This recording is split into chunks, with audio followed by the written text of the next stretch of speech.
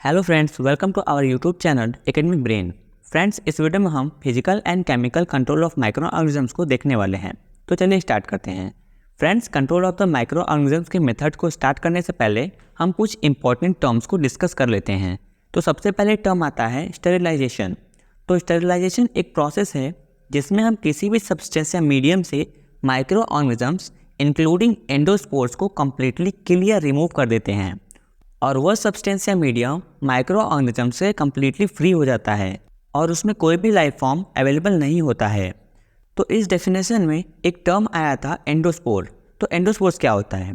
Endospores जो होते हैं वो बैक्टीरिया के नॉन रिप्रोडक्टिव स्ट्रक्चर होते हैं जो कि रिप्रोड्यूस तो नहीं कर सकते हैं लेकिन ये भी इन्फेक्शन कॉज करते हैं।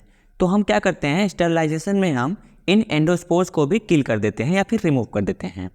सेकेंड टर्म आता है डिसइंफेक्शन। जैसा कि नेम से ही क्लियर हो रहा है, इन्फेक्शन को रिमूव करना या फिर इन्फेक्शन को हटा देना। तो डिसइंफेक्शन एक प्रोसेस है जिसमें कि हम किसी भी सब्सटेंस या मीडियम में से डिजीज़ या इन्फेक्शन कॉजिंग माइक्रो ऑर्गेनिजम्स को किल कर देते हैं या फिर उसे इस लेवल तक कम कर देते हैं, इस लेवल तक रिड्यूस कर देते हैं कि वहाँ पर कोई भी इन्फेक्शन कॉज ना हो। तो इस प्रोसेस को हम कहते हैं डिसइंफेक्शन।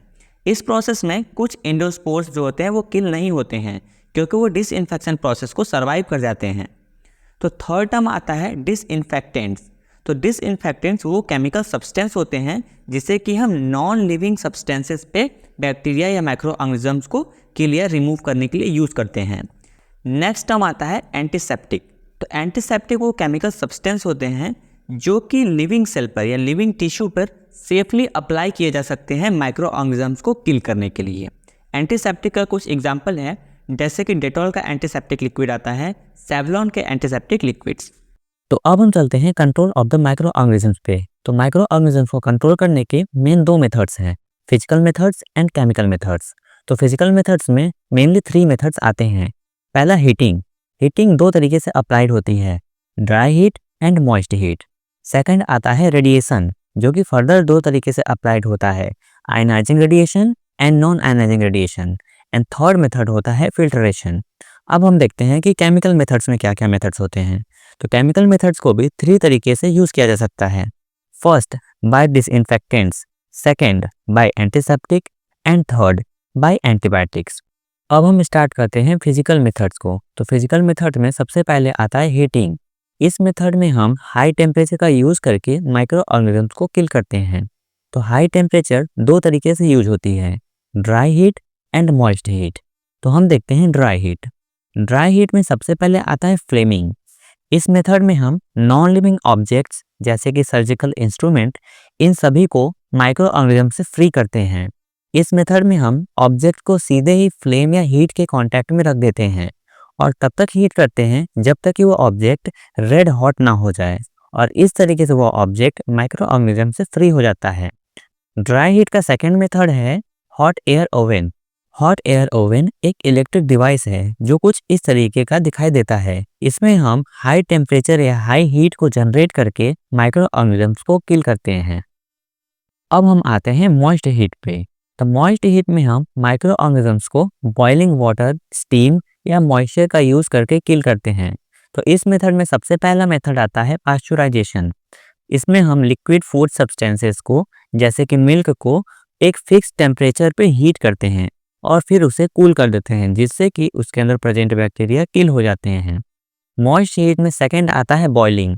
इस मेथड में हम ऑब्जेक्ट्स जैसे कि सर्जिकल इंस्ट्रूमेंट, इन सबको सीधे ही बॉइलिंग वाटर में डिप कर देते हैं और लगभग 10 मिनट के लिए इसे हीट कर देते हैं जिससे कि इसके अंदर अवेलेबल माइक्रो ऑर्गेनिजम्स किल हो जाते हैं। कभी कभी हम माइक्रो ऑर्गेनिजम्स को किल करने के लिए बॉइलिंग वाटर में 2% सोडियम बाइकार्बोनेट को भी मिक्स करते हैं।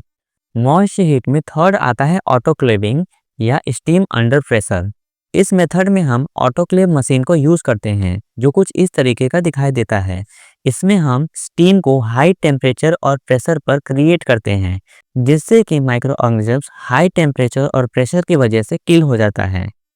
अब आता है सेकेंड फिजिकल मेथड रेडिएशन। तो इस मेथड में हम रेडिएशन एनर्जी का यूज करके माइक्रो ऑर्गेनिजम्स को किल करते हैं। तो रेडिएशन भी 2 टाइप्स के होते हैं, non ionising radiation and ionising radiation. तो नॉन आयोनाइजिंग रेडिएशन में हम इंफ्रारेड, यूवी रेडिएशन, इन सब का यूज करके अनपैक्ड आइटम्स जैसे कि सिरिंजेस हो गए, entry way of the OT and labs और कुछ ट्रांसपेरेंट ऑब्जेक्ट से माइक्रो ऑर्गेनिजम्स को किल करते हैं। जबकि आयोनाइजिंग रेडिएशन में gamma rays, X rays and cosmic rays का यूज़ किया जाता है।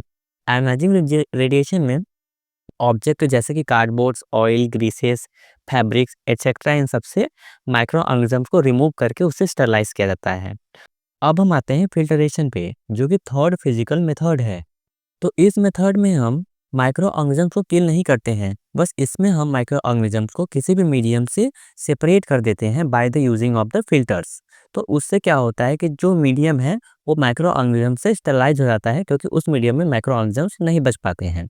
तो फिल्टर्स भी कई टाइप्स के होते हैं। पहला, कैंडल फिल्टर।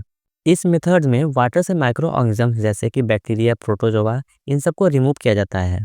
सेकेंड है एस्बेस्टस फिल्टर, जो इस मेथड में मैग्नीशियम सिलिकेट का फिल्टर का यूज़ किया जाता है, जो कि माइक्रो ऑर्गेनिजम्स को सेपरेट करने के लिए यूज़ होता है। थर्ड टाइप है मेम्ब्रेन फिल्टर, जो कि कई तरीके के पॉलीमर्स जैसे कि सेलुलोज नाइट्रेट, सेलुलोज डाइएसिटेट, पॉलीकार्बोनेट और पॉलीएस्टर का बना होता है, जो कि माइक्रो ऑर्गेनिजम्स को सेपरेट करने में हेल्प करता है। तो अब आता है केमिकल मेथड ऑफ स्टरलाइजेशन, जो कि हम इस वीडियो के नेक्स्ट पार्ट में देखेंगे। तब तक के लिए अगर आपको वीडियो अच्छी लगी हो तो वीडियो को लाइक और चैनल को सब्सक्राइब जरूर करें। Thanks for watching.